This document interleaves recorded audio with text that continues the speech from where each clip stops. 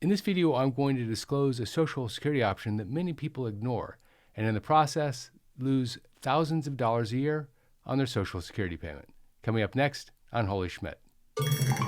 Holy Schmidt! Hi, my name is Geoff. I'm a CPA turned author turned public speaker. I'm also the creator of the course Social Security Simplified. I started this channel in 2020, really at the request of my daughter. She saw me helping family members out with their finances, educating them on different things, and she said, "Dad, the world is a very dark place right now. If you can help them, can't you help others as well?" And with that, the channel was born. Today we have over 400,000 subscribers, over 65 million views, over 5 million hours of watch time, and we would love it if you became part of our YouTube family. Simply click subscribe and turn on notifications, and you'll be alerted the next time we post a video. We post about 3 times a week. Did you know that somewhere between 70 and 80% of Social Security recipients take their Social Security on 3 exact ages: age 62, full retirement age, and age 70. They might slip a month or so, but by and large, on their birthday, that's when they start taking Social Security. Yet the primary earner has 96 different options to choose their Social Security, and the spouse, with the spousal benefit, has 60 different options, but they choose 3. By the way, the 96 choices look something like this. But what ends up happening? Well, if you look on the Social Security website, the page 1 of My Social Security, your own personal Social Security page, has 3 different options: 62, full retirement age, and age 70. Yes, you can insert other ages as well to compare, but those are the 3 choices that pop up automatically. When you look at a break-even chart, typically it's 62, full retirement age, and age 70, and the comparison with the 3 on which option breaks even, at which age. So what ends up happening, a lot of time anyway, is that people choose one of these 3 options and they arrange their life around those options instead of arranging their options around their life. But with 96 different options, why does this happen? Well, it's something called anchoring. Anchoring is when you see options in front of you, but there are 1 or 2 or 3 that stand out and the rest go invisible effectively. In this case, the first thing you see on your My Social Security page is age 62, full retirement age, and age 70. You are anchored to one of those 3. And if you happen to see a break-even chart online, usually these are the 3 options available. Anchoring is a very dangerous thing, but it happens all the time. Let me explain. I have a subscription to the Wall Street Journal. If you wanted a subscription, you could go online right now and for $2 per week, get a subscription, a digital subscription. Or you could pay $3.50 a week and get a subscription to the Wall Street Journal, Barron's, Market Watch, and Investor's Business Daily. Both increased dramatically after the first year, by the way, but that's a different point. But you have a choice, $2 for 1 or $3.50 for 4. Which would you pick? Well, most people will consider 4, even if they don't use the other 3, because it's only $1.50 more per week. Your mind anchors to that option. Now, does the Wall Street Journal offer other options? Of course. They offer a paper edition. They offer a student edition, I would imagine. They probably offer a corporate edition if you want to get a subscription for your company, although I can't verify that, or I haven't verified that. But the point is, when you're presented with 2 options, even if others are available, you pick one.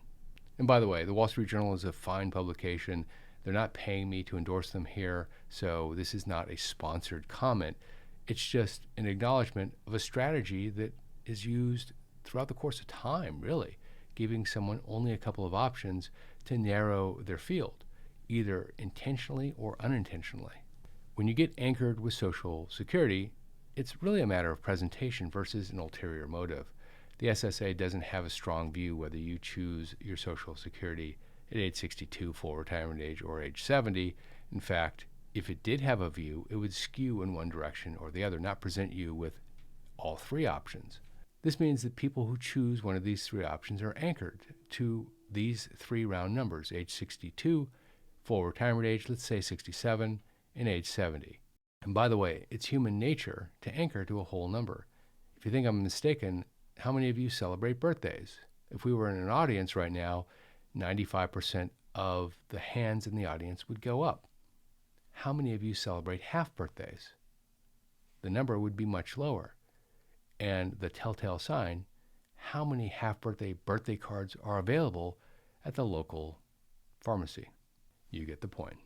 Now, what happens with the media? Well, if you have My Social Security presenting you with three options, you have a break-even chart, which shows three different ages, and the media is writing about Social Security, what are the ages that they typically discuss? Overwhelmingly, 62, full retirement age, and age 70. And the reason is simple. There aren't a lot of Social Security specialists in the media. On day one, they might be writing about Social Security. On day two, they might be writing about a hot market tip. On day three, they might be writing about Medicare. You just don't know. And so they need quick information, and the quickest information is what's right there available on the Social Security website. Speaking of Medicare, gang, on this channel we have only 3 affiliate relationships. One is our trusted Medicare partner chapter. And the fact is, Medicare can be confusing, it can be overwhelming, and if you make the wrong choice, it can cost you thousands of dollars per year.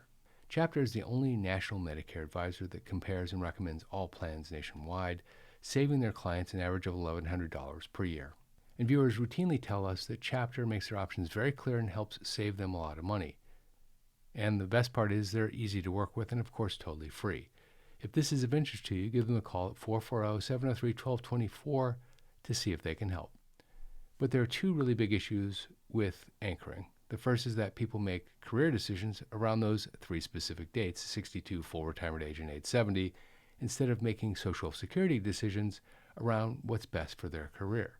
Somewhere between 25 and 30% of people take Social Security at age 62. And the way that Social Security is designed, you have limited earnings opportunity once you start taking Social Security because you have to start giving part of it back. And so people know this, and that's when they exit the workforce, at least full-time. The other issue is that your options between age 62 and 70 aren't really considered. 96 different options, and you don't consider any of them except for the 3 in front of you. What if age 63 and 8 months was the best choice for your career? Or what if age 65 and 10 months? Who knows?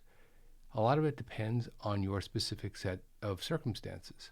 Because 62 is anchored in your head instead of 63 years and 8 months, you choose Social Security at age 62 instead of letting your Social Security and investments grow for another year or 2 or 3.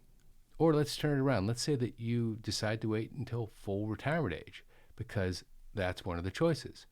But you have a daughter that's living at home, and at 64, you don't really need the money. But you decide to wait until age 67. When you turn 67, your daughter has moved out. She's now engaged to her boyfriend, and she's living her own life. You would love to have had 3 additional years to spend with your daughter when you were at home and not working. For you hikers out there, it's a bit like deciding not to hike the Grand Canyon because the shoe store doesn't have the right shoes displayed in the front window. It makes no sense whatsoever, but people do it all of the time. So if organizing your life to fit one of those 3 dates doesn't make the best sense, how do you make the best choice for you? Well, unfortunately, everybody is different, but broadly, the way to think about it is as follows. Do you want to maximize the size of your payment? Do you want to maximize the amount that you receive from Social Security over time? Do you want to protect yourself against a life event, or do you just need the money? These are 4 big picture issues that you need to consider. By the way, if you want to get crystal clear about your Social Security and the options available, check out my course, Social Security Simplified. It will take you from beginner to confident in under 5 hours. Go to holyschmidt.com/Social Security. Use the coupon code 60OFF to get $60 off my course, Social Security Simplified. Now let's talk about something that gets a lot of airtime, Social Security as an investment. There's a lot of discussion about taking Social Security early and investing it, or conversely, using your investments and letting your Social Security grow. Now I will say in both situations, most of the time, people with good intentions don't actually do what they think they're going to do. Let me explain. If you take Social Security earlier than you think you would, people have a tendency to spend it. I know they say they're going to invest it, but human nature says the money's here. I need to make a car payment this month, and I'm a little short.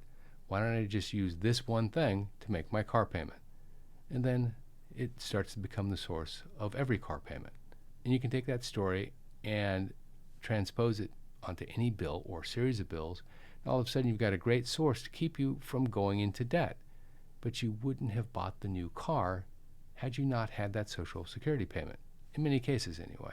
Also, if you take Social Security as an investment, how are you going to fund your life? Well, if you're just going to take Social Security and invest it and take money out of your retirement accounts and spend it, then you're really taking your Social Security and spending it. Taking Social Security and investing it, and taking Social Security and using it to let your investments grow are two different things. And people have a tendency to conflate the two. They are not the same. There are tax differences between the two and a lot of other differences. And then there are other facts that never enter the conversation. One fact is that markets move in two directions, not one. Sometimes they go up, sometimes they go down. And in the last 2 decades, there have been two big events that might cause people to second guess taking Social Security early and investing it. The first was the global financial crisis, 2008, 2009, 2010, and the second was the inflation market drop of 2022. Let me explain both to you. In 2007, the S&P 500 took a nosedive, and it did not recover for 5 years. 2013 is the year that it got back to the point it was at before it dropped in 2007. 5 years. Now imagine taking Social Security for the 5 previous years and investing it, and it was time to start selling your assets. You have to sell your assets at a discount to fund your life. In late 2021, inflation caused interest rates to skyrocket. And so anybody who was invested in a medium or long-term government bond fund, or any bond fund for that matter, for the most part anyway, would have lost a lot of money. Because if you're locked in at a lower interest rate, as you would be in a bond fund, and interest rates go up, the value of the bond fund goes down because the alternative is a much higher paying option. iShares in the long-term government bond fund, TLT, lost 17% in 2022, and today, from the 2021 high, they're down 26%, and this is 2026. At the same time, the S&P 500 was down 24%, and it took 2 years to get back to the level it was before that crash. Now, the point here isn't to shock you. If you're a skilled long-term investor, you probably already know this data, but most people are not skilled long-term investors. Now, diversification can help, and a lot of people lost less, but the markets did go down. Risk needs to be considered as part of the equation because you're taking one type of retirement cash flow and trying to turn it into another type of retirement cash flow. And just to complete this thought, if you happen to be age 67 in 2022 and you needed those funds that you had invested, then you would have a problem because even today, that long-term bond fund is still down 26%. So again, you would have sold at a loss in that specific scenario. Now, admittedly, I picked 2 very bad times in the last 20 years that saw big market downturns. But is it possible that we're going to have a market downturn in the future? Your guess is as good as mine. But back to the point on Social Security. Social Security doesn't have market fluctuations. It increases every year on schedule, and you have the schedule right in front of you. In addition to that, unclaimed Social Security, deferred Social Security, also has the benefit of the cost of living adjustment. So whether you take Social Security early or you defer it, you still get the cost of living adjustment on that payment, and the cost of living adjustment has averaged 2.6% per year over the last 25 years. Now, it may seem that I'm anti-claim early and invest. I'm not, as long as the person doing the investment knows the actual risk. Just because something has a 5 or 6% rate of return doesn't mean that that can have a significant loss if interest rates move dramatically. If you like this video, check out that video, the 5 big changes to Social Security in 2026. And also, don't forget to check out our partner chapter, 440-703-1224. Give them a call if you have any Medicare questions. This is Geoff Schmidt, and I will see you in that video right there.